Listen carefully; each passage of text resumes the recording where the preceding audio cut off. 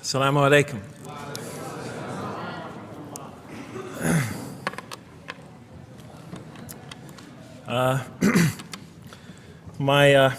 I've come from the University of Kansas.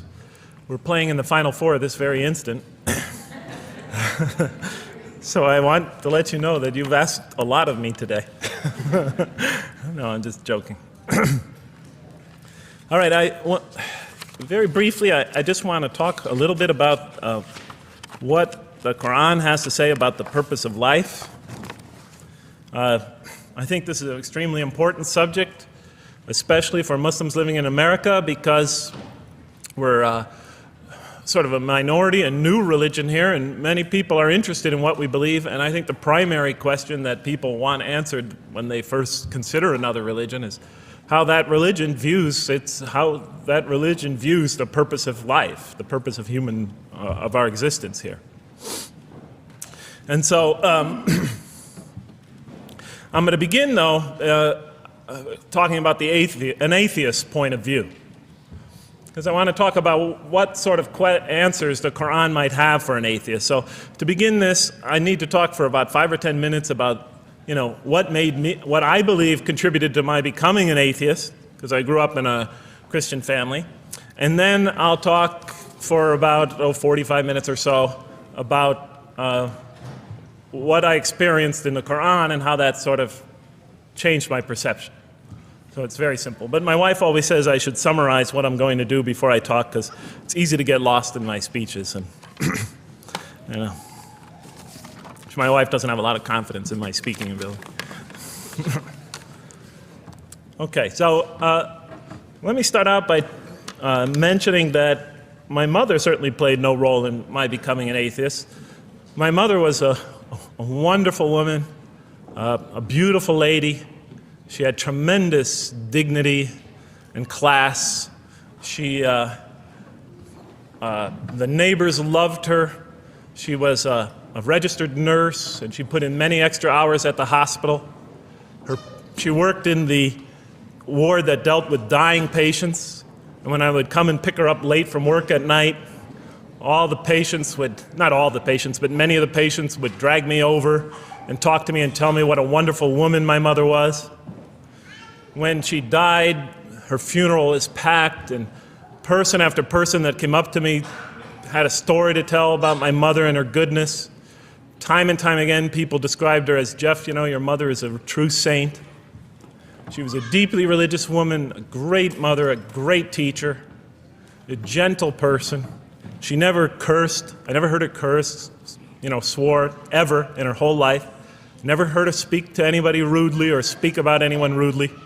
She was a tremendous example of a truly religious person, and she didn't wear it on her sleeve. It was just slowly but surely you could see it just in her day-to-day interactions with people. My father, on the other hand, was a difficult man. My father, for some strange reason, had this tremendous rage inside him. I don't know where he got it. He had this terrible violence inside him. And every night he would try to quell that violence with hard drinking. And his drinking, though, only made him all the more volatile. Because my father could be laughing and joking one minute, and he could fly into an angry rampage the next for some unexpected reason. You never know what would trigger it. And once he flew into that angry rampage, it would take, he would just go wild in the house. The house would be in havoc. And he would rage on and on and on, and it would take an awful lot of liquor and several hours before he would finally go to sleep. And this would happen night after night after night. And so my 4 brothers and I was the 4th in line. My 4 brothers and I lived a frightening and precarious childhood. But I'd have to say the worst of it was watching my father regularly taunt and threaten and abuse my mother. And it would happen day in, day in, day in, day out, night in, night out. And it was a never-ending nightmare. You see, it's really not so bad when you're the target of your father's violence.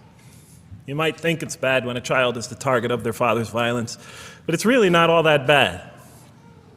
At the moment of attack, you're really not thinking about anything except your own survival. When he's firing punches at you or kicking you on the ground or chasing you throughout the house, or when he's threatening you, "I'm going to hurt you, bad boy," you're not thinking about anything at that moment except escape. While all that's going on, you're not thinking about the aftermath or consequences, the psychological repercussions or anything like that. And when it's all over, you might even excuse the onslaught because you figure maybe you somehow deserved it. If not for what you did this time, maybe for something you did in the past. You could always put the blame on yourself. But a far worse fear is the terror that overcomes you when you watch your father go after your mother. Because she's the only source of warmth and kindness, of love and protection that you know. And if he were to take that away, from a little boy's standpoint, then you've lost everything. But far worse than the fear is the guilt. And it comes over you from several directions. First of all, there's the guilt that comes at you upon you from the growing antipathy you have towards your father. Because we're taught to love and respect our parents, and we are born with this natural bonding attachment to them. But when you watch something like this happen night after night after night, and this rage is growing inside you, you're being pulled in opposite directions. Then there's also, of course, the guilt that comes when you think that you might be the cause of this night's violence. Maybe something you said or did that you didn't even realize triggered it. Maybe just your father's dislike of you triggered an argument between your mom and him that is now raging on downstairs. But the worst guilt of all, and it is by far the very worst, is knowing that you did nothing to stop your father from hurting your mother. Because while he raged on against your mother downstairs, you hid in your bed and you trembled underneath the covers. Maybe you whimpered and you cried and you put the pillow on your head. And thus, you traded personal respect for personal safety. And with each such incident, you come to realize with ever greater and greater clarity, you come to realize your own weakness, your own impotence, your own incompetence, your own worthlessness, your own cowardice. And the hate grows and festers inside you, not only for the man that you call father, but for yourself as well. It is a terrible, terrible thing to make a young boy choose between his mother and himself. It is extremely unfair. I noticed that tomorrow there's going to be tomorrow morning a lecture about spousal abuse given by Dr. Shaheen Rizwan. I hope you'll all attend it. I think it's a very important subject. When I was little, I used to daydream about life without my father. I just wanted the violence to go away. I wanted not to be afraid anymore. I felt like I was trapped in a bad dream and there was no way out. And so I prayed to God again and again and again to remove my father from our lives. But he was always there, and very soon I began to wonder if God really was. I could not fathom why God would subject my mom to such lifelong punishment. I could not imagine what great sin she must have committed, or that we, her children, must have committed to deserve my father. I didn't have the maturity to sort out such questions, but I had enough fear and anger to provoke them. I was too young to see the wisdom in allowing my mom to suffer the violence and abuse of my father. I was too young to understand why God would let innocent children tremble night after night after night in their beds, fearing that they might not see their mother the next morning. I was too young to see how the mercy of God could even extend to my father with all his terrible failings. All I could see in my world was chaos and violence and fear, and so it became easy for me to question the existence of God. And I began to do that at a very early age. I think I'll even say that the turmoil of the 60s and 70s That's the age when I was a teenager in the late 60s, early 70s. Only reinforced my skepticism.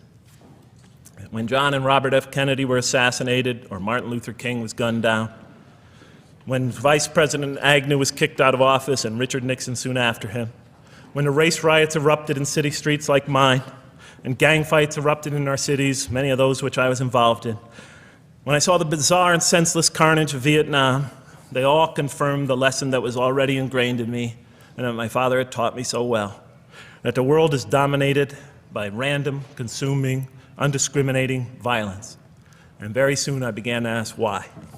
Why would God make it that way? Why wouldn't he just pop us into heaven from the first and spare us all this suffering? Why does he let little children in Vietnam get napalmed and run down the street naked on fire when they had done nothing to deserve it? Why does he let the race riots go on? Why does he let the leaders be assassinated? Why does he just let the violence go on and on and on for people who had nothing to do with it? It wasn't of their own making. Why didn't he just make us angels and pop us into heaven if he could make us angels, which I was always taught he could? Why did he make us so susceptible to sin? Why didn't he make us impervious to it, like he made the angels? Is this the best world he could create, I thought? Is this the most perfect world he could create for our existence, for our beginning? I just couldn't figure it. And all the explanations I received from priests and doctors and lawyers, from whoever, spoke to me or taught me, they just didn't make sense to me. In any case, so I became an atheist when I was 16, even though I was going to Catholic school at the time. Declared myself an atheist in one class. It was a confrontation between me and a priest. We were talking about God and the purpose of life. And I expressed my views, and he said, well, then you don't believe in God. I said, well, I guess I don't. And then through my junior and senior year of high school, I got an F in religion, even though I continued to do very well on the tests. In any case, when I was 28, to make a long story short, some friends of mine gave me a copy of the Quran. And one night I was sitting in Diamond Heights, my apartment in Diamond Heights in San Francisco. I was working that time at the University of San Francisco. I was 27, 28 at that time, I can't remember. And I ran out of stuff to read, and I took this gift that my friends gave me and I began to read it. And I came to the first verse. Well, I opened the Quran, read the first page, then the second, and then very quickly, in the second surah, about 37 verses into the Quran, I came upon the story of mankind. And I have to admit, I read through it very quickly. It was about 9, 10 verses long, story of the first man and woman. And I recognized some of the details. It was similar to what I had learned when I was a child, but I noticed that there was something wrong. It was apparent to me that whoever authored this Quran, of course I wasn't a Muslim at the time, so I didn't have any idea who that was, whoever authored this Quran clearly did not understand the real meaning of the story, because they had obviously gotten the details confused. They didn't even understand the whole purpose of the story. And so I just read through it once, and then I read through it again, just to try to see what kind of point the author was making, and then I read through it a third time and a fourth, and then I realized this is something strange going on here. I'm going to read this much more carefully. I'm going to need to go through this story line by line, verse by verse, because it's obvious that the author is trying to bring out another point. And I wasn't quite sure what it was, but definitely he packs a lot of meaning into almost every word. And I thought the writer at least seems to have a great measure of brilliance. And so I'll try to sort of take you through what my experience was as quickly as I can. So I came to the 30th verse of the second surah, Surah Al-Baqarah, and it began like this. It said, "Behold, your Lord said to the angels, I am going to place a vicegerent on earth." The Arabic word is khalifa. It means a representative or an emissary of mine. "I am going to place a vicegerent on earth." And they said, the angels said, "Will you place therein one who will spread corruption and shed blood, while we celebrate your praises and glorify your holiness?" And God said, he said, "Truly I know what you do not know." See, that's the verse that hooked me. That's the verse that caught my attention. That's the one that kept on making me read the story again and again and again. Because listen to the way it begins. Behold, your Lord said to the angels, I am going to place a representative of mine on earth, a vicegerent of mine, an emissary, one who acts on my behalf. I thought, that's not the way it goes. You're not supposed to be placing man on the earth in some positive role, some elective office. You place man on earth as a punishment for his sin. Clearly, I knew the author didn't quite get the point. But still, it was an amazing line. But then I come to the next line, and it says, and the angels say, will you place her in one who will spread corruption and shed blood, while we celebrate your praises and glorify you? I looked at it again. I couldn't believe the question. They said, will you place her in one who will spread corruption and shed blood, while we, the angels, celebrate your praises and glorify you? I looked at that and I said, exactly. That would be my question. Why would you create this being, supposedly for some positive role, when he's capable of doing tremendous wrongdoing? When he could spread corruption and shed much blood? Why would you create this violent and pernicious creature when you could create angels? As the angels clearly say, while we, the angels, celebrate your praises and glorify you. They're asking one of the most fundamental questions in the entire history of religion. Why create you, man, this utterly fallible creature, this creature who could rebel against God's will, who could do such tremendous wrongdoing, who could wreak havoc like no other creature on earth, when you can make them angels? And look where the question is being asked. It's being asked in heaven. It's almost like saying, look, why don't you just make them angels and be up here in heaven with us, you know? Why don't you just make them angels, pop them into heaven, he's fine. Why would you put him on earth where he could feel distant from you, where he could work out his worst criminal tendencies, act them out, feeling somehow independent and apart from you and free to do whatever he wants, when you could just make them angels and put them into heaven and make them perfectly submissive to your will? I looked at that question and said, that's my question. I'm not even a single verse into the story of mankind, and there before me I see my question. That whole question, everything that I ever thought, everything that I ever experienced, everything that I ever knew was in that question.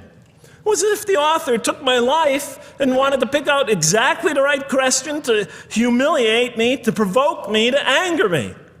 Why create man, this most destructive and violent creature, when you could make him angels? And then look at the answer. And he said, God said, truly I know what you do not know. You know, in modern parlance, we would say, I know exactly what I'm doing.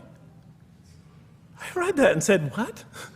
You know what you do not know? You know exactly what you're doing? Well, please inform me. Tell me what you're doing. Because, you know, I'm 28 years old and I haven't figured out it yet. And I have a lot of issues that I'm still dealing with that's connected to this question. You can't just get off that easy. You can't just tell me you know exactly what you're doing. Not after what I've been through. Not after you made me this way. And then I realized, of course, I was arguing with a God I didn't even believe in. And that would happen several times as I read through the Quran. And sometimes I would just get into so agitated by what I read, I'd start arguing with this voice that I'm reading before me, that's calling to me. So we turn to the next verse. It turns out that the Quran just doesn't dismiss the question. It starts to answer it a little bit. And in the next verse it says, and he taught Adam, God taught Adam, the names of all things. And then he placed them before the angels and said, tell me their names if you are right. So this verse is clearly referring to the previous one. But notice what it says. Now, from my own background, I remember Adam naming things, but it wasn't connected to any answer to any philosophical question. But here, notice what it says. And he taught Adam the names of all things. And I realized already, just from the first verse, you got to read these verses very carefully because it's packed with a lot of symbolism and meaning. And he taught Adam the names of all things. So here we see Adam is not only just a creature who knows how to name things, who's acquiring the gift of language, but he's also a learning creature. God is teaching him. And right here, right in this verse, and it'll come even clearer in the subsequent verses, that the very first thing that the Quran is going to emphasize here is man's intellect. He is a learning creature. He is taught. And what is he taught? What is one of the great intellectual gifts he's given? In response to the angel's question, the gift of language. Because through language, mankind can not only learn, but he could learn things not only through his own experience, but he could learn things that other people have experienced of times and places that are hundreds, thousands of years and miles separated from him. And so that all our knowledge becomes cumulative. Every generation learning from the generation before it. I'm learning today from authors I read from other sides of the world that may have existed 2,000 years ago. And so we all contribute to our collective learning and knowledge. And so what I'll see later in the Quran, when the Quran will emphasize this again and again and again. Like in one verse it says, read in the name of your Lord who created. Created a man out of a tiny creature that clings. Read, it commands the reader. For your Lord is most bountiful. Why is he most bountiful? What great gift did he give you? For he taught man the use of the pen. And through it taught him what he otherwise could not know. And time again, the Quran will call upon man to use his intellectual faculties and swear by his intellectual faculties. And to use them correctly because they play a fundamental role in guiding him to truth. I never came upon a scripture that puts so much emphasis on the correct use of our intellectual faculties, on the harnessing of reason in helping us attain to faith. And he taught Adam the names of all things. And then he placed them before the angels and said, tell me their names if you are right. Okay, you have this objection you have this natural question about this creation of mankind. Here, this mankind is this human being, this human creature is a learning creature. He has many intellectual gifts. Here, I'm going to place these things before you. Tell me their names if you are right about man. And what did the angels say? In the next verse they say, glory to you. We have no knowledge except what you have taught us. In truth, it is you who are knowing, the wise. They say this task, this intellectual test that's put before them is beyond their grasp. Notice what they emphasize. We have no knowledge. This would take knowledge. This would take an intellect that they don't possess. In truth, it is you who are knowing, the wise. You got it. It's easy for you. You're the knowing, the wise. You have knowledge. You have wisdom. But this would take knowledge and wisdom that is beyond us. And so in the next verse we read, and he said, "O Adam, tell them their names."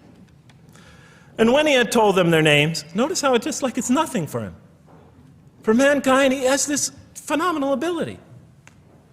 And when he had told them their names, as if it's just a triviality for man, he names them. "O Adam, tell them their names." And when he had told them their names, God said, "Did I not tell you that I know what is unseen in the heavens and the earth? And I know what you reveal and conceal?" And he's clearly going back to the angel's question. Yes, you have these natural concerns about the creation of mankind. Yes, he could do these evil things. But look at this tremendous intellect he has. This is something you have overlooked, that you haven't considered. And that's clearly the point of these verses. Even though I felt that the author didn't quite, it was as if I realized that he didn't misunderstand the story. He was taking one of the great stories in the history of humankind, one of the fundamental greatest stories in the history of mankind, and molding it and using it as a vehicle for an entirely original message. And God said, "Did I not tell you that I know what is unseen in the heavens and the earth? And I know what you reveal and what you conceal?" In other words, didn't I tell you I know exactly what I'm doing? And then in the next, and didn't I not tell you that I know what you reveal and conceal? I looked at that. What question what did they reveal and what did they conceal? What did their question reveal and conceal? I thought about it for a minute. Oh, it's obvious. What did their question reveal? You just go back and look at the question. It revealed the sinful and sinister propensities of man. I mean, it's obvious, right? Why are you all looking at me like that? You're starting to scare me. You're all looking very serious. Am I losing you? Wow. Okay. So, they revealed the sinister and evil propensities of man. But what did their question conceal? And all you have to do is think about it for a minute. Human beings, yes, they could do evil. Yes, they could do wrong. Yes, they could create misery. But they could also do exactly the opposite. They could choose to do evil. They could choose to do tremendous good. They could choose to do tremendous violence. They could choose to show tremendous compassion. They could choose to be, to live by falsehood. They could choose to live by the greatest truths. They could be terribly ugly. They could be terribly beautiful. And up until that point in my life, I, like the angels, that only saw one side of the coin. And for the first time, when I read that verse, believe it or not, it was an eye-opener for me. I had always been obsessed with the evil potentials of human beings. When I read that verse, I realized that, and I had a great example right in front of me with my own mom, I realized that I had been blinded by only one side of human nature. So we go on to the next verse. And behold, we said to the angels, bow down to Adam, and they bowed down. But not so Iblis. Iblis is like the father of Satan. Satans, satanic beings, forces, creatures, existences. He refused and was arrogant. He was of those who reject faith. An interesting statement. And behold, we said to the angels, bow down to Adam. And they bowed down. Bowing down could symbolize two things. Bowing down could symbolize the superiority or potential superiority of one being over another, and so they bowed down to them. Bowing down could also mean that they serve that creature in some respect. Of course, the Quran says that all beings serve God, all created beings serve God. But this verse seems to be indicating, and the rest of the Quran will make it clear, that these angelic beings, these angelic entities, will serve the development of mankind. We'll even see later that the satanic beings serve the development of mankind. Both forces, angelic and satanic, will serve the development of mankind. Because one will present man with a choice to do the most altruistic things. The other will simultaneously try to influence man in the opposite direction. And so human beings will be moral creatures, and they'll have to make moral decisions. And it's in those moral decisions that they will grow spiritually and morally as human beings. And they'll take that into the next life. And the angelic and the satanic forces will be catalysts for those moral choices that they make. They will heighten the human being's awareness of the rightfulness and the wrongfulness of the choice he's about to make. And the self, the soul, the nafs, as they say in Arabic, will have to make the ultimate choice between good and evil. And that choice, that test will come again and again and again as human beings either grow or decline. And those tests will come again and again and again to try to help him towards his spiritual evolution, to bring him back, but that choice is ultimately ours. But I'm getting ahead of myself. And so we said to the angels, bow down to Adam, and they bowed down. But not so Iblis. Iblis is Satan, this rebellious force, this evil prompter, the one who whispers into the human heart. He comes into being. And with the introduction of Satan, we have the introduction of evil, that evil influences on human beings. And notice why Iblis does not bow down. He refuses because he was arrogant. You know, we often hear what's the root of all evil? In the West, it's always money, greed, etc. Here the Quran says that, seems to be saying that the root of all evil is not always material wants. It's not always money, it's not always greed. At the heart of evil is arrogance. Putting yourself above all others. Of assigning to yourself special priority and neglecting the rights of others. Of pride and arrogance and envy, the source of evil. He was of those who reject faith. I looked at that verse and I said, okay, I mean, I get why you would create angels, to sort of influence man in a positive direction. But why in this story now are you introducing Satan? What sort of role was Satan play? And then, of course, you just think about it for a minute and you say, yes. The story is telling us that on one hand, we have these magnanimous urgings come from one direction. On the other hand, we have these satanic urgings coming from another direction. In other words, the Quran is telling us that man is not only a learning creature, but he's a moral creature. He has understanding of right and wrong. And God infuses those, allows those influences to come to him. Man is not only an intelligent being, but a moral being. And so, the Quran is not all that difficult to understand. You just sort of read it, I found, and you just sort of follow your nose through it and see what it's saying. I'm sure as most of you in this audience know. Okay, so we see that man is not only a learning creature, but he is a moral being as well. There's another verse in the Quran that says, by the soul and that which whispers into it, or which breathes into it. It's morality, it's immorality, and it's God consciousness. Both of these we are under the influence of. And God allows us to be under the influence of this. He creates us to be exposed to both influences. And then the verse says, truly he is successful, who causes it to grow. Causes his soul, his self, his real self to grow. And truly he is lost, who stunts it, who disallows, who destroys his personal growth. So mankind is not only an intellectual being, but a moral being. And we said in the next verse, O Adam, dwell you and your spouse in the garden, and eat freely thereof what you wish, and eat freely thereof what you wish. But come not near this tree, for then you will be among the wrongdoers. I looked at this verse and I was, starting to wonder if the author was drifting back to the old story again. I was confused. And we said, O Adam, dwell you and your spouse in the garden, and eat freely thereof what you wish, but come not near this tree, for you will be among the wrongdoers. I thought it was drifting back to the old story. Man sins, man's punished for his sins with earthly life. Maybe the author is drifting, he had a good idea, and now he's drifting back to the sort of traditional story. Maybe he couldn't make his mind up what story he wanted. Except for a couple things about this verse, and this happened with almost every verse as I read through it, is that the whole tenor of the passage is sort of not what you would expect. I noticed that the Quran in this story has a tremendous penchant for understating things. Because it says,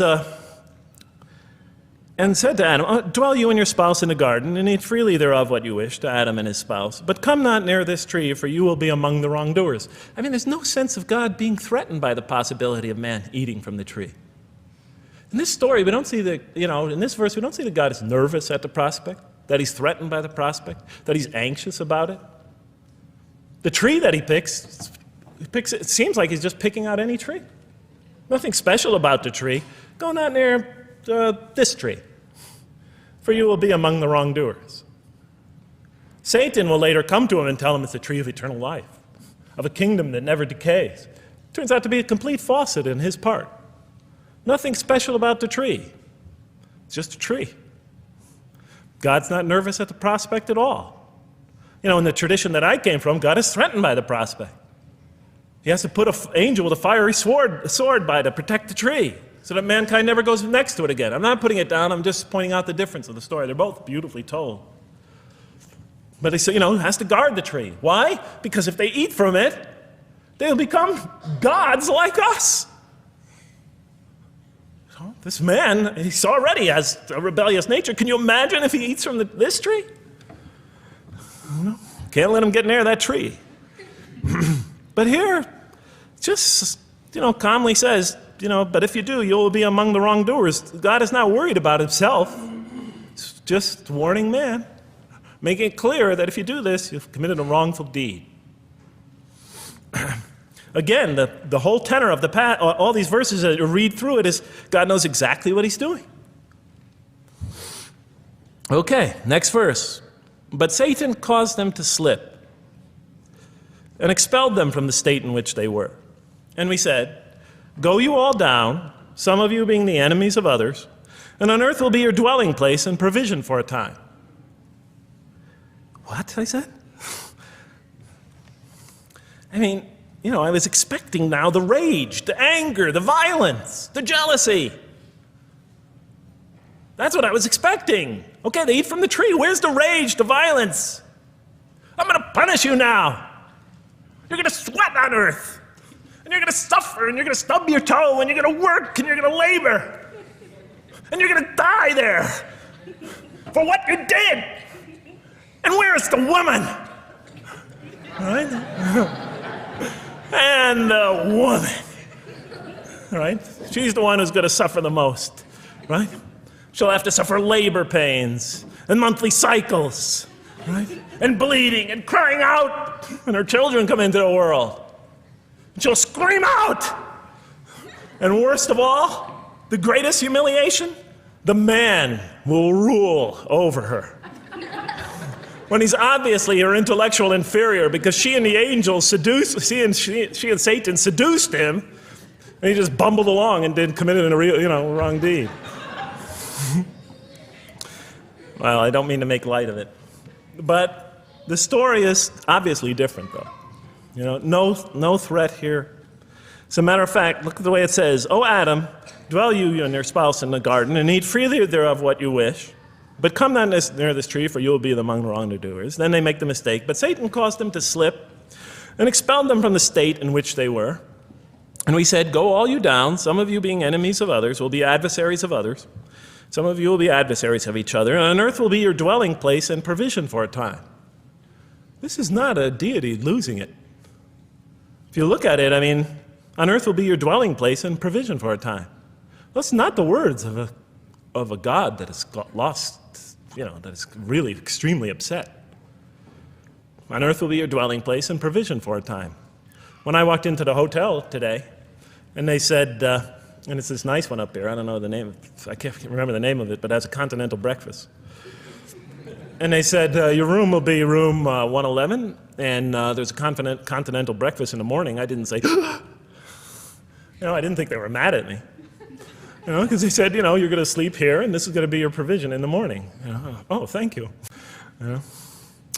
But notice something else about this verse. When you read these verses for the first time, I don't know, maybe I'm nuts, and many people think I am. But when you read these verses for the first time, this is just so much that catches your attention.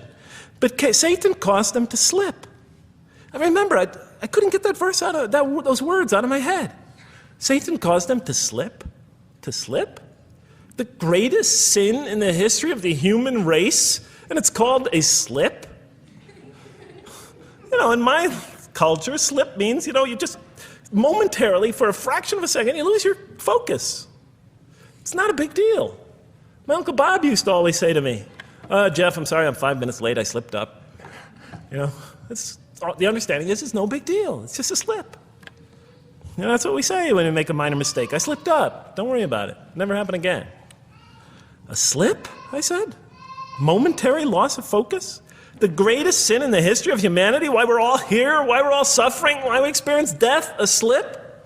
I didn't believe it. I went to my Arabian friends at that time. I didn't know any Arabic. They came to this verse. We went through it line by line. I said, now don't change any words. Just read them one at a time. But Satan made them, and I said, okay, this one right here. What does it mean? Tell me what that means. They looked at it, it says, slip. Slip. And expelled them from the state in which they were. A slip, I thought? But then maybe I was trying to force the traditional understanding, the traditional interpretation. Maybe it was just a slip. After all, they didn't commit murder. They didn't commit robbery, rape, pillaging, assault. They ate a couple of pieces of fruit. It's not the greatest sin in the history of humanity by any means. And then the next verse says, and then they were expelled from the state in which they were. Well, what state were they? Let's see now. Let's go back from where we started. First, mankind is being taught. We see he's an intellectual being. Then we show he's a moral being. Moral being means he's a being that's going to have to make choices. And then God gives him this choice. It's not a huge deal. It's not the gravest sin in the history of humanity by any means. It's minor by any standards. They make it, though. We see that God originally intended to put man on earth as his vicegerent. We see a period of preparation where he's being prepared intellectually, where he's growing as a moral creature. When does God finally put him on earth? What signals that he's ready to begin? He makes his first independent choice. It's not the worst deed in the history of humanity. It's minor on anybody's scale, but it shows that mankind is ready to act on his own, to be his own, to make his own choices, that God has empowered him to make choices, and he's ready to make them and carry them out, and see them most often to their expected ends, if God wills. And that seems to be the only real significance of it. But I thought, maybe I'm getting this wrong. Maybe God just blows off into an angry rampage the next verse. So I look at the next one and it says, and then Adam received words from his Lord. And God turned to him mercifully, for he's oft returning, ever merciful. Well, if I had any doubts up till now that God is not enraged by what this has happened, that God hasn't prepared mankind for this choice, for what was eventually going to happen, that all this was preparation for mankind to begin his earthly sojourn in this famous allegory. If I had any doubts before now, I had them, certainly didn't have them after reading this verse. This verse is entirely consoling, reaching and merciful, reaching out to mankind in mercy. Mankind goes to earth. He's obviously afraid. He obviously feels remorse. He's in an unfamiliar environment. And what does God do? He turns to him. He turns to him. In Arabic, the word has the meaning of like a father turning towards an infant or a child or somebody, or a parent, a mother turning towards her child. And he turns to him mercifully, and for God is oft returning, ever merciful. And Adam receives words from his Lord. What kind of words? Probably words of consolation, words of hope, words tell him not to be scared. And in the next verse, we see those are exactly the type of words that Adam receives. He says, go down, Adam and his spouse. Go down from this state, all of you together. Repeating that again, just so that we know that this is not a punishment here. Go down from this state, all of you together, and truly there will come to you guidance from me. And whoever follows my guidance has nothing to fear, nor shall they grieve. It is an emotional picture. This young couple is here, in fear, in shame, feeling remorse, and God reaches out to them and turns towards them and tells them, you have nothing to fear, nor shall you grieve. I know this is tough for you, but you've been prepared for it up till now, through your entire existence. It had to happen. This is a necessary stage in your development, in your growth, but just hang in there, follow my guidance, be true to me and I'll be true to you. I'll guide you, I'll help you, I'll do whatever you need. Just follow my guidance and you have nothing to fear, nor shall you grieve. Okay. So I was impressed. I thought this author, whom I didn't know, I thought was extremely brilliant. Because the story is entirely coherent, but it's bringing out entirely new meaning. And it's stressing some things in the human equation that I would never have normally thought of. Actually, I thought these sort of things argued against the existence of God. Here, the author was using them to say, look at these. These play a fundamental role in the purpose of life. What? Intellect. Human beings have intellect. Right. In response to the angel's question, they are moral creatures, and they are subjected to evil and angelic promptings. And they have to choose between them again and again and again throughout their existence. And their growth, which the Quran talks about frequently, is going to depend on that. We're here to grow, as we will see. But it emphasizes choice. Human beings are creatures of choice. It also emphasizes suffering. Suffering. Hey, that's pretty nice writing. It also emphasizes suffering. Human beings are going to suffer here on earth. That's the first thing that the story mentions. Spread corruption and shed blood? Havoc, suffering, pain? Yes, these three things play essential roles somehow, the story is saying, in our development on earth, in our very purpose of our development. These are the three things we've always had the most trouble grappling with, all theologies have. Why give us intellect if it leads us often to challenge in our minds the existence of God? If we can't reconcile the existence of God with our minds, with our reason, why give us choice if we could choose to do wrong? Just make us angels. Why let us suffer so on earth? Just pop us into heaven. And here the Quran is telling that these play essential roles in our attaining of faith. Not only these, of course, it also mentions guidance, God's forgiveness, revelation, etc., angelic forces, satanic temptation. It mentions all these other things as well, but these three essentially really caught my attention. I never expected that these three things would be emphasized. And so as I read through the Quran, I looked, anytime I saw anything that seemed to relate to this, I would write down notes and underline it. You know, and I would walk up and down in San Francisco with my pen as I'm walking, because I like to walk about 7 miles every day, and I'd be underlining.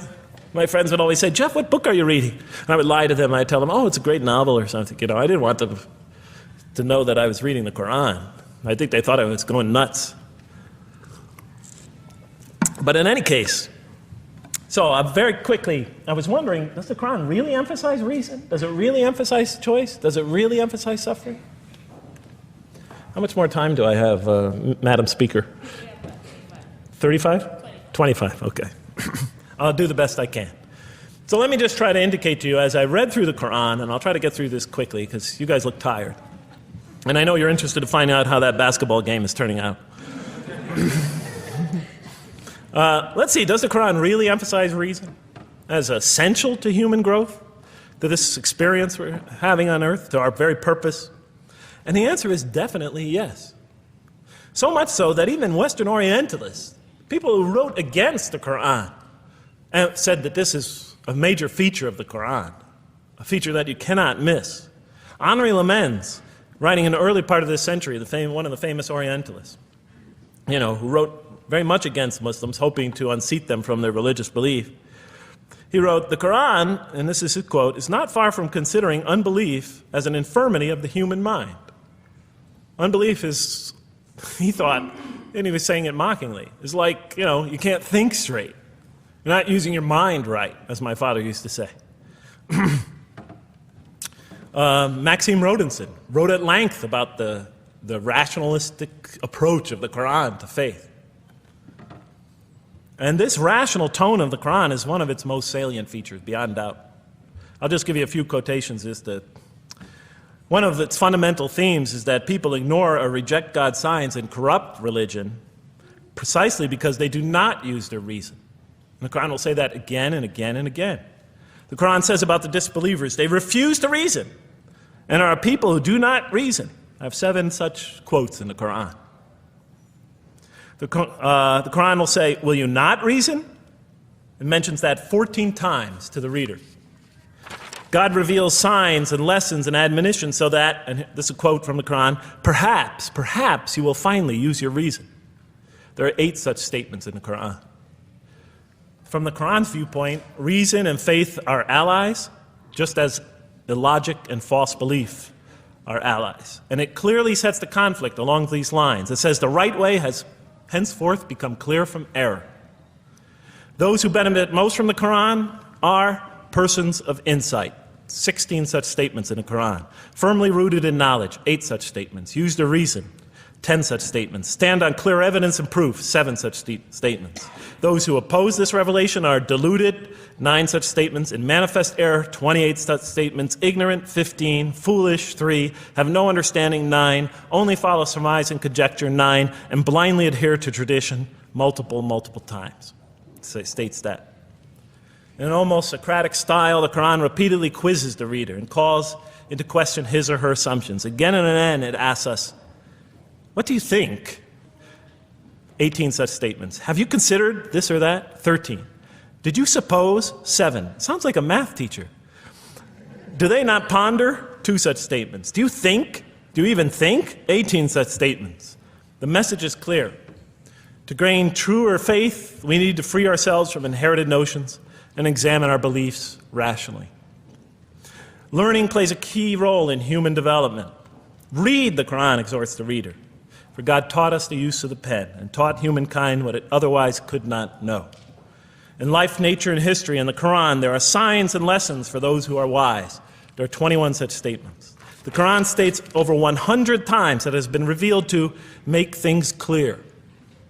I thought the author of this Quran must have had a strong mathematical insight, a natural mathematician.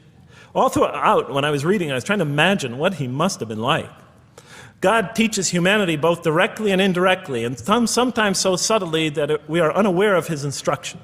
Thus, he tests us in multifarious ways. Of course, I just want to make it clear, Muslims believe God himself is the author of the Quran. Sometimes I give this speech and people come away and ask me, Jeff, who is the author of the Quran anyway? But I didn't know. So I was just trying to figure it out. Repetition is indicative of the importance given to certain ideas. It should be observed that the Arabic word for knowledge in the Quran, ilm, appears 854 times in the text in its various forms.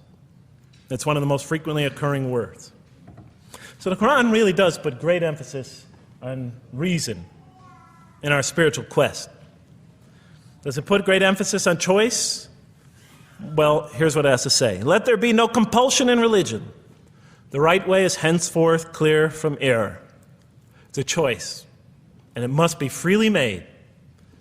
And it's a choice between correctness and error, between right and error, between reason and falsity.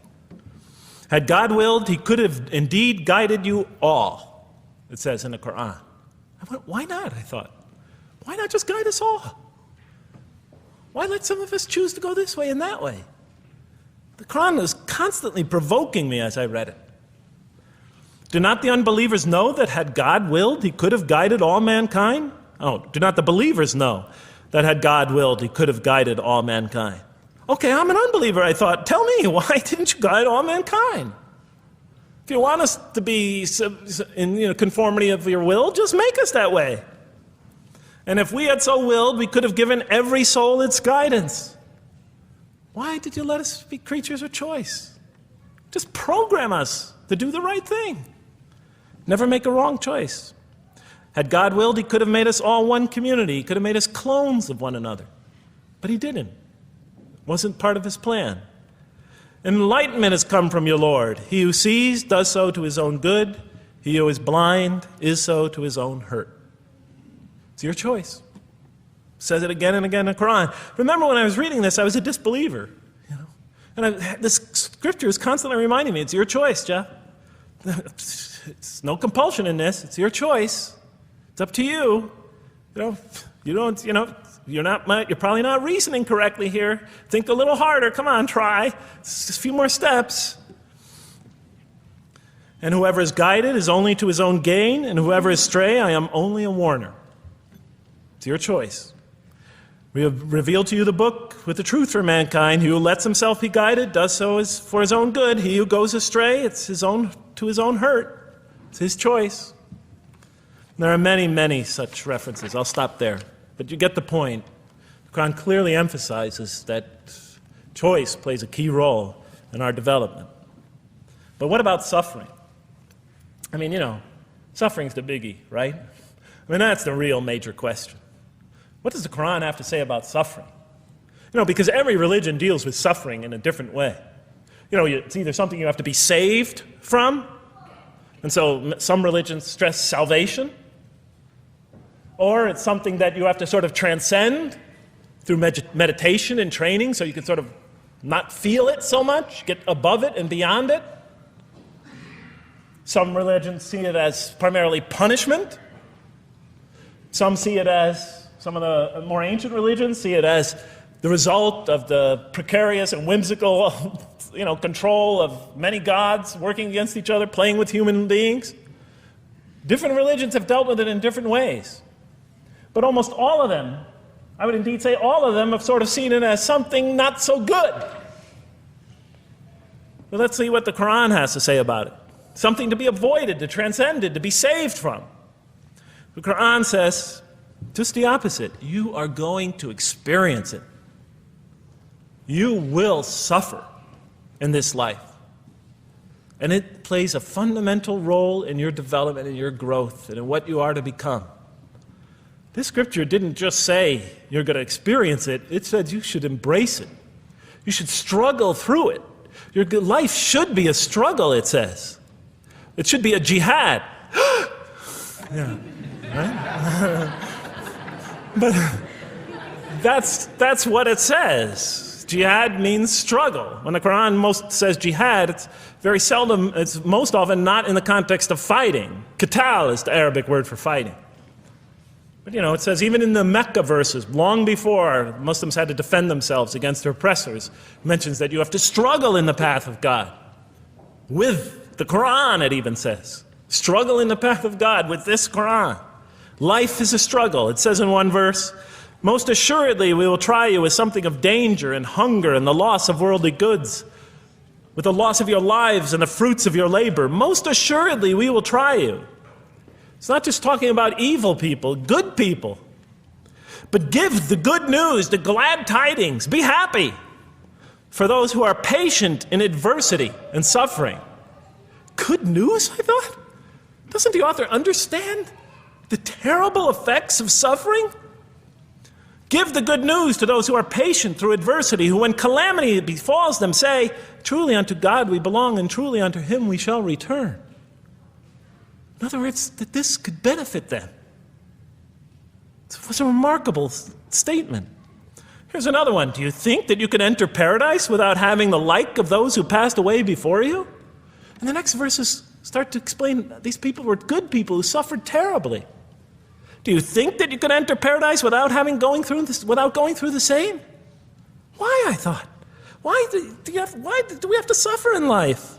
Misfortune and hardship befell them, and so shaken were they that the apostle and the believers with him would exclaim, when will God's help come? These are good people.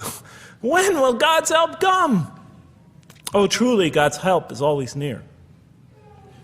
You will certainly be tried in your possessions and yourselves, the Quran tells the reader. You're going to face hardship.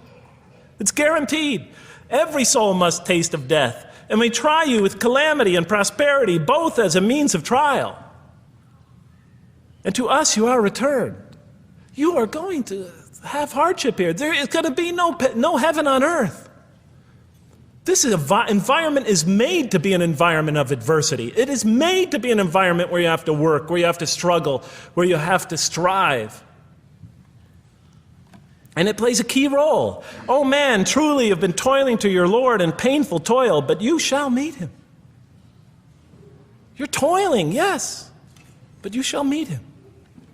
We certainly created man to face distress. What, I thought? We certainly have created man to face distress. You made us to face distress? Does he think that no one has power over him? Sometimes people get, so down, they just think, this can't be a God. Look how I'm suffering. He will say, I have wasted much wealth.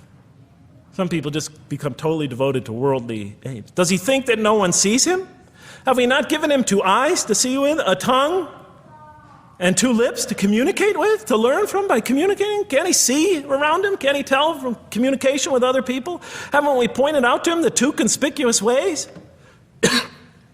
What are the 2 conspicuous ways? But he attempts not the uphill climb. One of them is the uphill climb. And it says this is the way you should be pursuing. And what will make you comprehend the uphill climb? It is to free a slave, or to feed in a day of hunger, an orphan nearly related, or the poor one lying in the dust. Then he or she is of those who believe, and exhorts one another to patience, and exhorts one another to mercy. You have not attained to faith until you struggle the uphill climb. It's telling us you should pursue the uphill climb. What is the uphill climb? Reaching out to your fellow man who suffers. To feed the poor one, but help the poor soul that's lying in the dust. And all over the world there are people in that state. And we watch the news as if it's just entertainment. And the Quran tells us this is something you should involve yourself in. That is the road that you should travel. It describes a successful life as an uphill climb. Well, I can see I'm running out of time, so I'm going to have to tie this up in about 15 minutes, I guess. But definitely the Quran emphasizes these three elements in the human drama. But as I read through it, I couldn't see how it all fit together.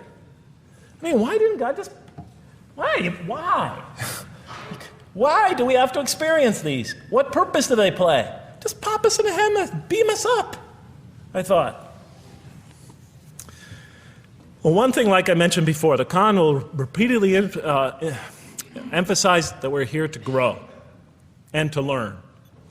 And I'll give you 4 or 5 quick verses because I know you're tired. It says, Our Lord, and raise up in their midst a messenger from among them, who shall recite unto them your signs, and that shall teach them the book and the wisdom, and who shall cause them to grow.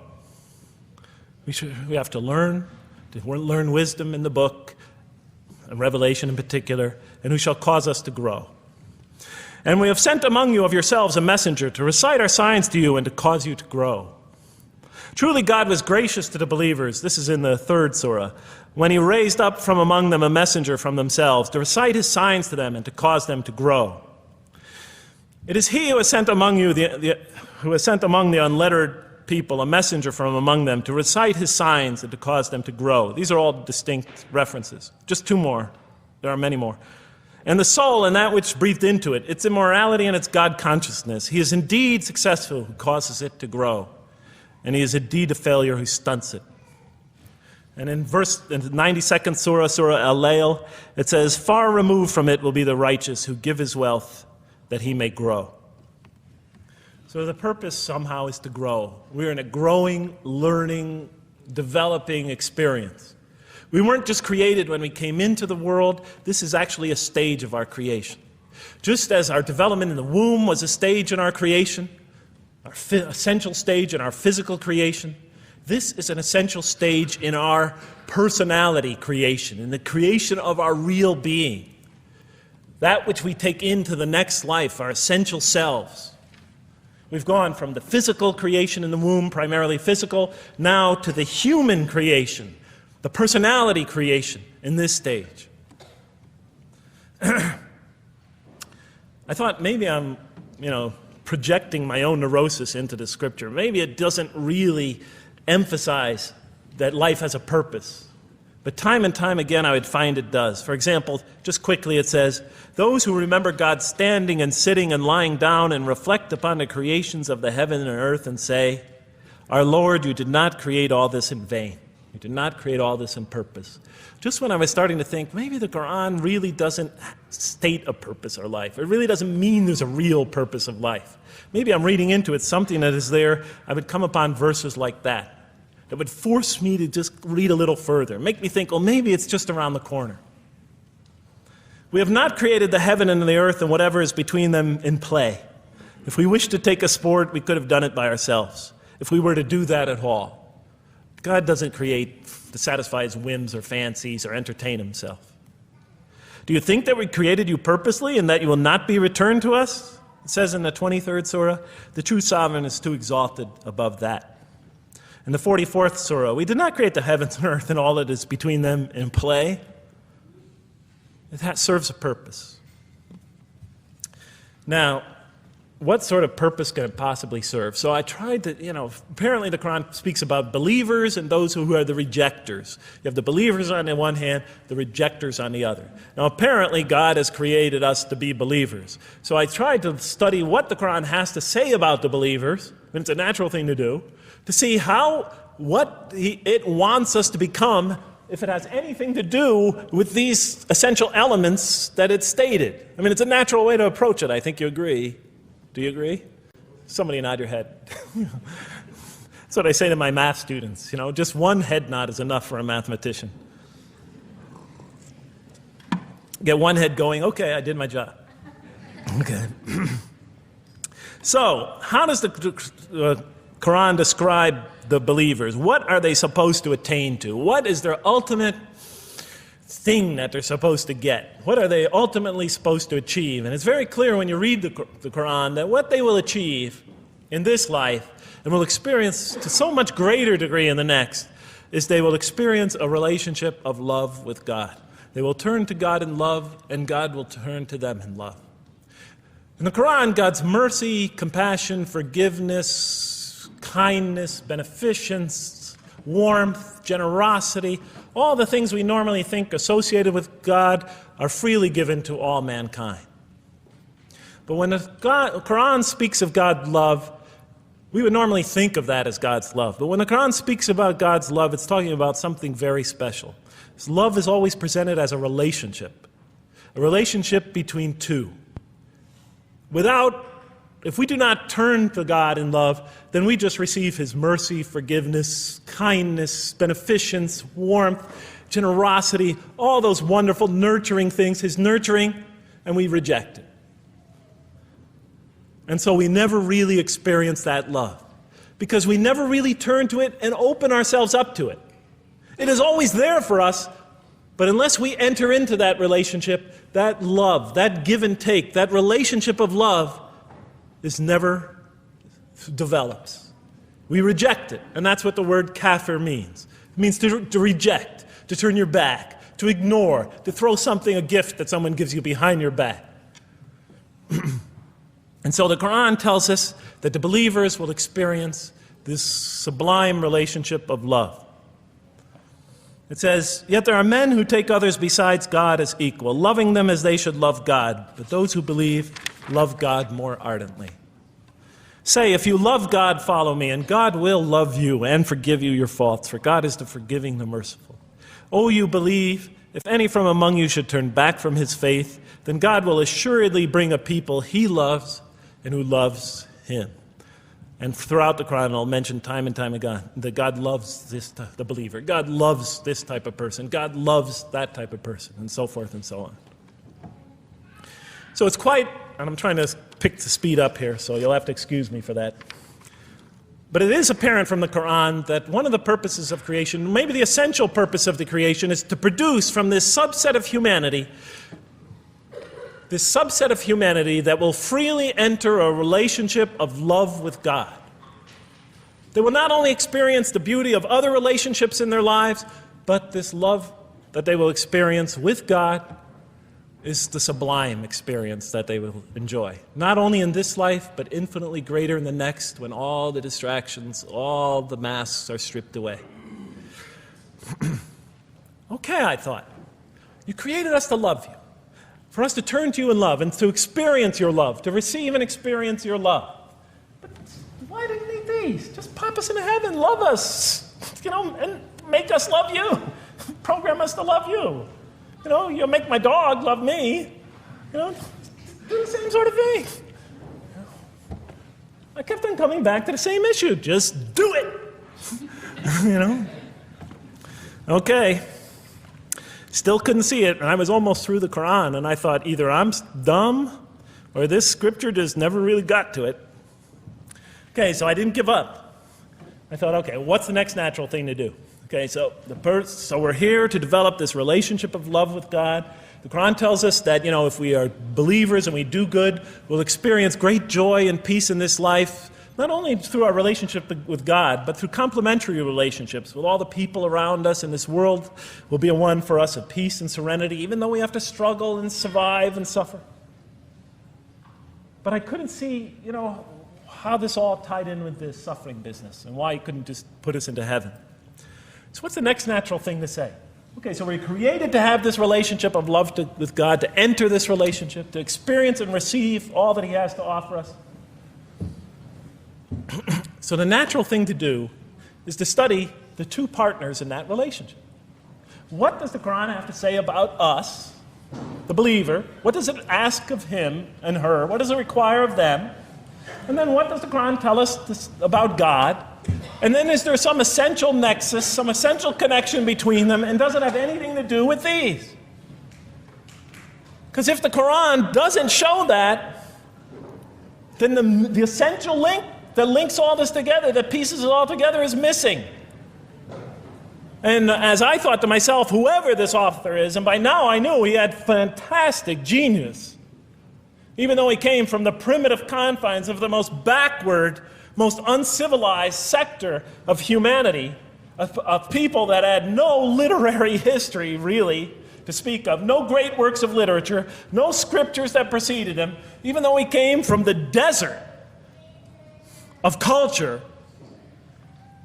Even though this came out of that environment, and the mind behind it had to be tremendously and phenomenally genius to come out of that surrounding and produce something like this.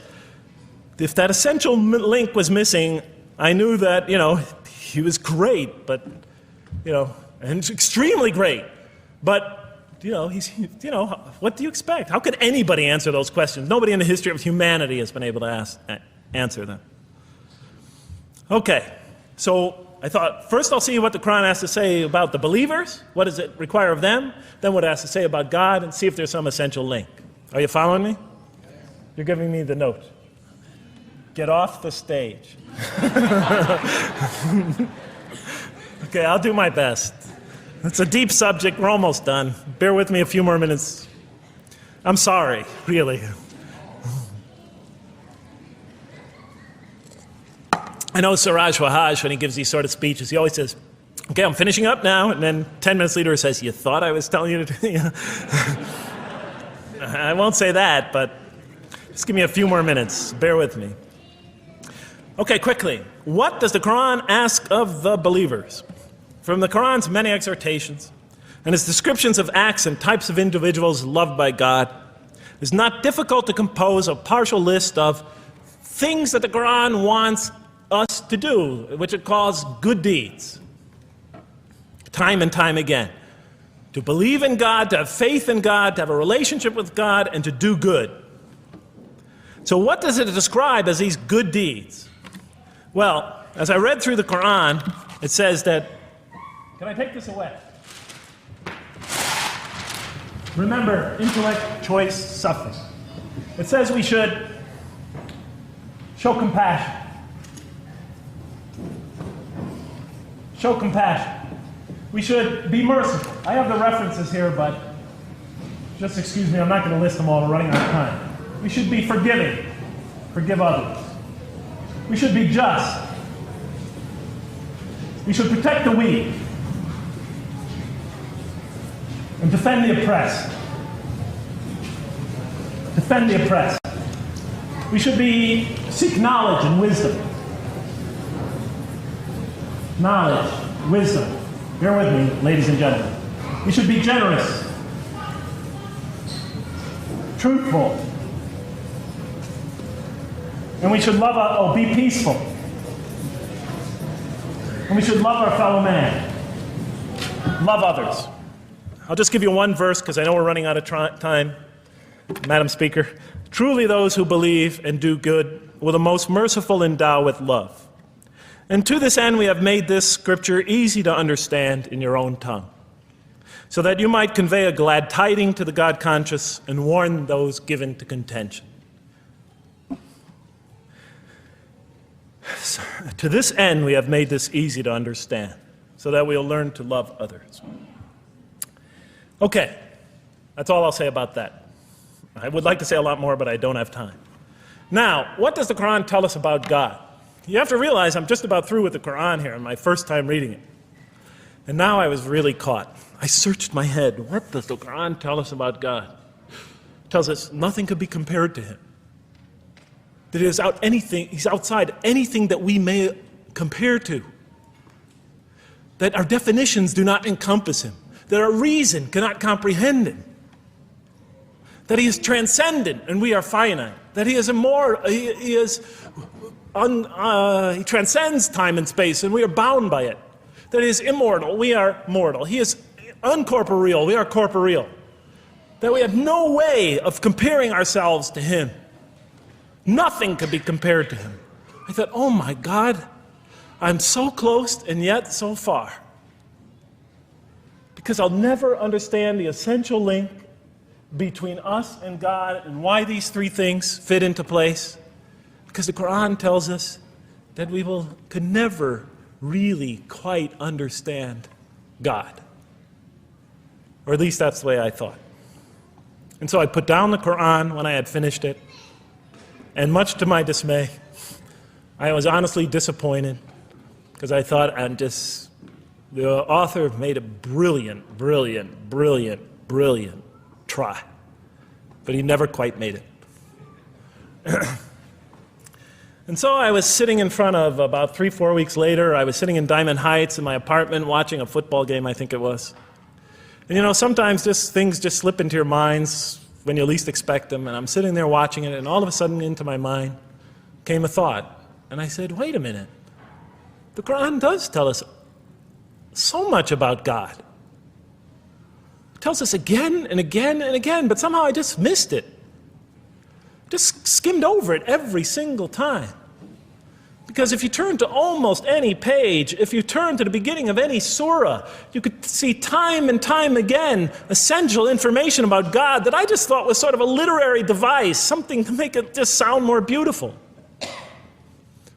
Because if you turn to the beginning of any surah, you'll see the words Bismillahir Rahmanir Rahim, in the name of God, the most merciful, the most compassionate. If you read almost any passage, long passage, when you come to the end of it, it's punctuated by dual attributive statements like God is the merciful, the compassionate, God is the forgiving, the gentle, God is the kind, the protector, God is the generous, the truthful, God is, and so forth and so on. There are tens of thousands of such references in the statements in the Quran. What the Quran defines as God's most beautiful names, His attributes of perfection, repeated again and again and again on almost every page. And as I sat there, sitting by the television, I started to jot them down in my, on my little piece of notebook there. Same notebook I used to jot these down before. And I began to list from my own mind the attributes of perfection as I remembered them. And they were, God is the compassionate. God is the merciful. God is the forgiving. God is the just, the protector, the defender of the oppressed and the weak, the knowing, the wise, the generous, the kind, the truthful, the loving, the peaceful, the source of all peace, the truth, and so forth and so on. Every item I had listed in my list for the qualities that we human beings are supposed to develop, the Quran was telling me had its infinite source and perfection in Allah, in God. And then all of a sudden, all the pieces fell together. Then I suddenly saw it, as I see most of you probably see as well. That now, suddenly it all began to make sense to me. In what way do I say that? Well, it was now obvious why we had to develop these qualities. It was now obvious how these things on the floor here fell into place. And I'll just say it clearly. We're here to develop a relationship with God, to become closer to God. But how can you become closer to God when He's transcendent and you're finite, when He's immortal and you're immortal, vice versa? When He's immortal and you're mortal, when He's unbound, fettered by time and space, and you are, and so forth and so on. How can you become close to that one? If I want to become close to you, I need to have something to share with you, something that we have in common. So for example, if I want to come close to this young man here physically, I'll approach him because we both have bodies and I can position my body closer to him. Physical presence, bodily presence is something we both share. If I want to become closer to that gentleman back there, if I want to become closer to him intellectually, I'll reason with him so we will have a convergence of minds because we both possess reason. If I want to become closer to one of my sisters on this side emotionally, I'll try to appeal to their sentiments because we both share feelings and similar types of experiences that generate those feelings. But how does one become closer to God? What do we share with Him? We share with Him exactly what He gave us. Because the Quran tells us that when we came into this life, He breathes into our spirit something of His Spirit. And that we come into this world with the seed of these very qualities within us. And we could either kill them, stunt them, as the Quran says, or cause them to grow. And when we grow in these, we grow in our ability not just to experience tremendous beauty in life through all this, but we grow in our ability to receive and experience the infinite beauty, the infinite peace, the infinite truth, the infinite compassion, the infinite mercy, the infinite, etc., all the way down the list, that only comes from the infinite perfect source of all these. The more we grow in mercy, the more we grow in our ability to receive and experience in this life and in the next, to an infinitely greater degree, the mercy of God. The more we grow in compassion, the more we grow in our ability to receive and experience God's compassion in this life through prayer and through ritual and through contemplation and through other experience of others. And of course, infinitely more in the next life, the compassion of God. The more we grow in our truthfulness, the more we grow in our ability to experience God, the truth, because all truth comes from God. The more we grow in these things, the more we grow in our ability to receive and experience God's attributes of perfection. The more we grow in our ability to receive and experience His being. And that sort of nearness we are growing to Him is tied to our essential nature and to His. It's more than just physical nearness. It's more than just a convergence of ideas. It's more than just a convergence of feelings. It's a convergence of essential beings. It's the closest type of nearness two can feel, two can experience. I'll just give you a quick analogy, because this helped my children. Let's pretend I have a goldfish, a dog, and 3 children. 3 daughters, let's say. And I do have 3 daughters. No matter how much of my love, compassion, forgiveness, caring I pour upon that goldfish, it could only experience it to a tiny degree.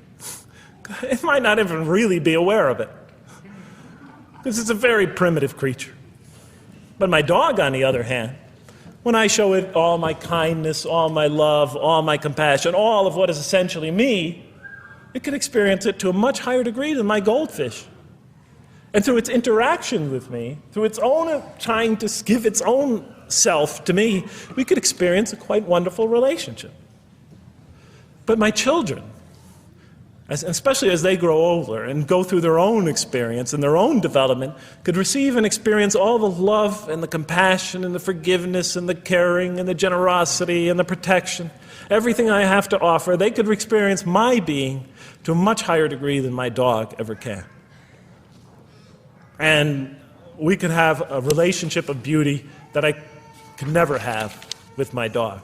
As much as I love animals, having had 3 daughters, I know that the relationship that you have with 3 beautiful daughters could never even come close. No other relationship could approximate that. Of course, my relationship with my wife is also extremely beautiful, and she might hear this. And she's a wonderful woman, really. I mean, she's the source of so much beauty. But, okay, Madam Chairman, I am ready. So that seems to bring it all together. So now, I thought, wait a minute. That doesn't explain this. Why the intellect? Why the choice? Why the suffering? I thought, you almost had me, this Quran. You almost duped me. You almost tricked me, seduced me into accepting this philosophy. But wait a minute. What about intellect, choice, suffering? Why do we have to experience these? Why couldn't you just programmed us to be merciful, compassionate, forgiving, etc.? Why do we have to go through all this? And then, of course, the answer came to me as quickly as I thought of it. So we are creatures, and we grow, and we become. And yes, and you could make us anything you want, but you can't contain any of those attributes I listed without these 3 things. In mathematics, we try, 3 premises that go into, proving a theorem. We try to see if we could take one of them away, and if it's essential. And all 3 of these are definitely essential. For example, you could program a computer never to make an incorrect statement, but it doesn't become a truthful computer. Never heard anybody say to me, Jeff, this Macintosh is the most truthful computer I ever saw. If it's programmed, it's not truth.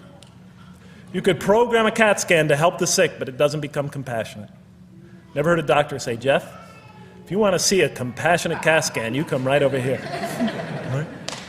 Because all those things, compassion, forgiveness, truth, caring, love, all are born out of choice, suffering, and reason. In order to do a compassionate deed, when we consider reaching out to someone in compassion, that person, first of all, that's inconceivable without the presence of suffering, an environment where there's suffering. And when we decide to help them or not, we reason in our minds, what is this going to require of me? It's going to require some suffering on my part, some of my giving of myself. And without that mental process, it doesn't become a compassionate deed. And if it isn't by choice, it's not a compassionate deed. It's that choice that makes it compassionate. Same thing with truth. Truth is a choice between telling the truth or not telling the truth. Oftentimes we tell it when we're at risk to our own personal loss. The more suffering that might come out of that choice, the greater is the truth behind it, the greater an act of truthfulness. And all the time we have to weigh the consequences of that choice. If I tell the truth there, my teacher's going to give me an F. If I don't tell the truth, I might get an A. We weigh it in our mind. Last example, the famous wedding vow. Do you take this woman to be your wife in sickness and in health, for richer or for poorer, until death do you part? What are they asking us? Do you knowingly make this choice, understanding full well what's at stake here? That it might involve richness but poverty, health or sickness, that suffering's going to be involved until death. Once a young lady told me, you never really loved me. Because when the growing got tough, when things got hard, when we hit rock bottom, when my life fell apart, you just got up and left. And she was right. And she understood full well that that's what love is all about. It is through giving and suffering together and hanging in there with each other and not bailing out and persevering through suffering, making that choice and knowing what you're doing. All those three things are essential. So it's very easy to see why the Quran stresses these. For in order for us to grow in these, I dropped it, we have to have these. And that's why it's very easy to see, ladies and gentlemen, why the Quran, 30 seconds, Madam Chairman, why the Quran talks about sin as self-destruction. The Quran says when we sin, we commit, the Arabic word is dhulm, or zum, however dialect you have. Dhulm against ourselves. We oppress, we destroy ourselves. Because when we don't grow in these, when we grow in the very opposite of these, we are literally destroying ourselves. When we grow into the things that are antithetical to these, we are destroying our natures and will not allow ourselves to receive and experience the beauty that could be in store for us this life and the next.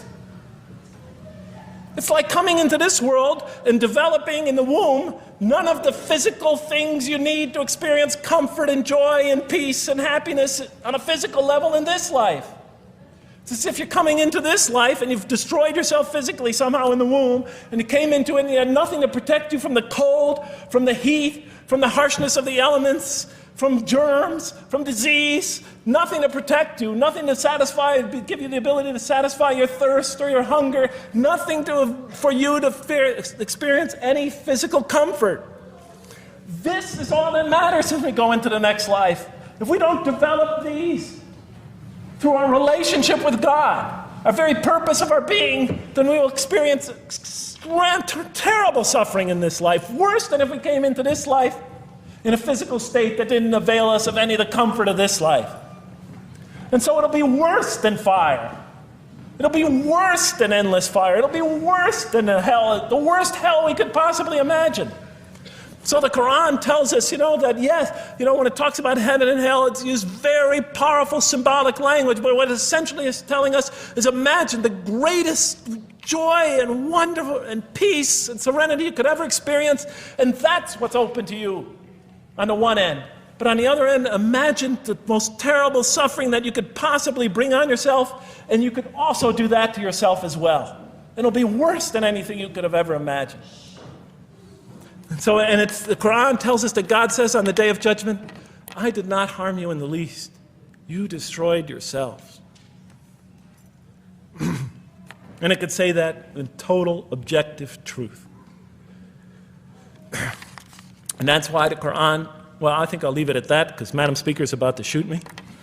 I still have other things to talk about, but I want to find out how that basketball game is going. So thank you so much for listening to me for so long.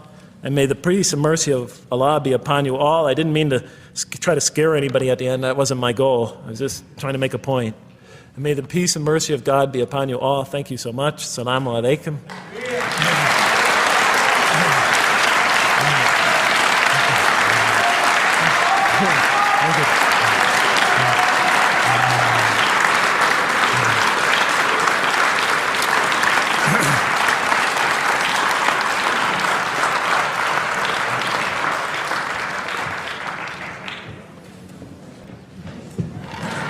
All right, we'd like to thank Dr. Lang for that very heartfelt, very long